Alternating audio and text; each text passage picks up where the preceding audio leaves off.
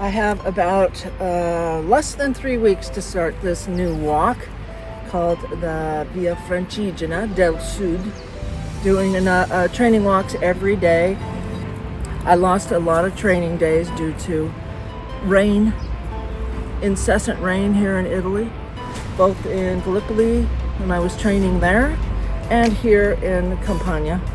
I started training with my backpack and I need to get used to the weight. Right now it's about 3 kilos. I think I told you I'm starting in Paduli. It's the town right after Benevento. On day 3, I'm passing from Campania right into Puglia.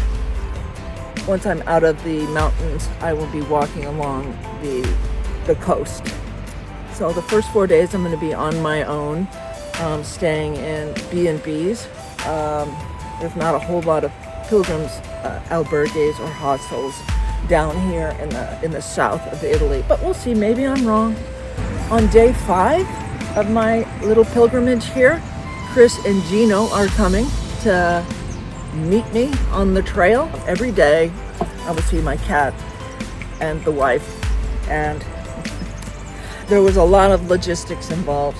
On where there are towns with trains, I can take myself to the trailhead and I can bring myself back to the B&B from the trail. That's about it. I doubt I'm going to do another training video between now and then, but it should be beautiful. I'm starting to see life out here in the woods, lizards to sawbugs, and I saw my first snake the other day. The rondine are out and about in Guardia in April, May.